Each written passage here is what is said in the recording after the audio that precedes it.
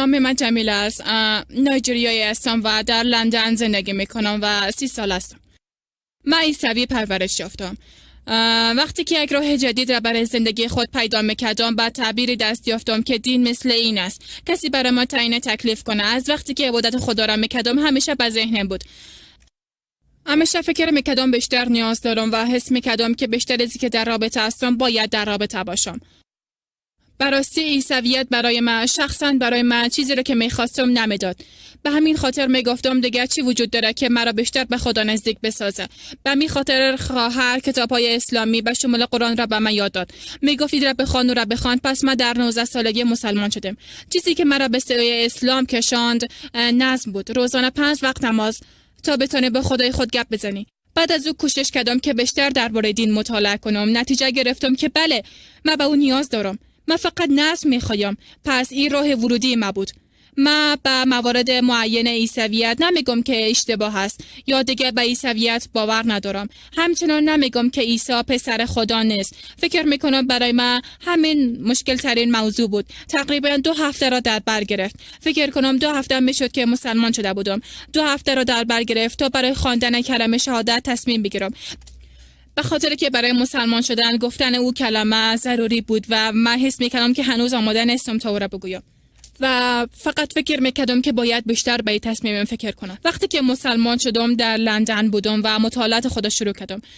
لطف بزرگی برایم شد. وقتی که پوهنتون رفتم خواهران مسلمان زیادی بودن که با اونا عبادت میکردم. به خاطر هیچ چیزی که نمیفهمیدم. آنها بسیار خوش آمدگویی میکردن و من واقعا میخواستم با آنها باشم. به خاطر که من هیچ چیزی نمیفهمیدم. آنها میخواستن مرا در آغوش خود بگیرن و موضوع کلیدی را برای من بفهمونن. اما زمان آماده بودم که خدا بپوشانم، اما نپوشاندم.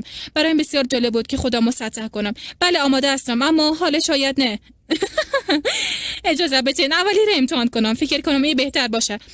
مردم فکر میکنند خوب نیست، اما من میگم مردم وقت مقابل شدن با شما احترام میکنند. من تجربه کردم. مردم برای شما بیشتر به عنوان یک زن احترام قائل میشوند. من اضافه تر نمیگم. این سفر من است و من متوجه رویه مردم و برخورد مردم شدم. حتی بالاخره او رویه بالای خودم تاثیر گذاشته. و یادم میارم که جمیله به طور مثال تو فلان جای رفته نمیتونه به خاطر که حجاب پوشیده ای. مردمی که قبلا مرا میشناختن و حال نیز میشناسن به من میگن که او چقدر تغییر کردی. به خاطر معامله ما با خودشان و به خاطر معامله ما با مردم تعریف میکنند. اما در گذشته وقتی که کار میکردم یا اتفاقی میافتاد جنجال و سر صدا میکردم. در گذشته از هیچ چیز خوشم نمی آمد. وقتی که میخواستم مصروف بدبختی خود باشم به خاطر که بدبختی خودم است. در تمام عرصه امی پرخاشگر بودم. یادم از دوستم پیش روی من ایستاد شده بود. یک قسم درباره عبادت گپ میزد. گفتم پس گو اگه نه خفت میکنم. این قسم میگفتم برش و نمیفهمم که دیگه چیزا برای او گفتم. بسیار عصبانی بودم. فقط میخواستم که او زودتر گپای خود خلاص کنه. چند بار برات بگویم همین قسم است.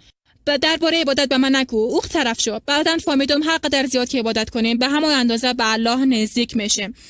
بیشتر او را میشناسیم. هر قدر که به خاطر شناخت دین کوشش کنیم که چقدر مفید است فقط عبادت کنیم و درک کنیم. بعضی چیزا درباره ایمان گفته شده. مثلا قرآن گفته با هر مشکلی که مواجه شدین حتما در آن خیر وجود داره اگر قلباً باور داشته باشی. به خاطر که من چندین بار قرآن را خواندم و با دقت را خواندم. زمانی بود که فقط سعی میکردم و ورق میزدم به خاطر که کسی برایم توضیح نمیداد. اما هر قدر که وارد دین شوین به همون اندازه درک میکنید. این باید در زندگی خود آماده کنم. بسیار خوب است. پس من فکر میکنم خوبی دین برای من است. حالا هر اتفاقی که رخ میده اتفاق بیفته میتونم که اولین مورد من است که به الله پناه میبرم. جنگ نمیکنم. هیچ وقتی کارا نمیکنم. در گذشته اولین کارم جنگ و جندال بود، اما حال خودسردی خود را حفظ میکنم. به درگاه الله عبادت میکنم و حس راحتی میکنم. از روی دیانت میگم در شرایط بد نیز قرار گرفتم و مثل که مردم گفتن که بنوش به خاطر که دیگه هیچ راه نجات نیست.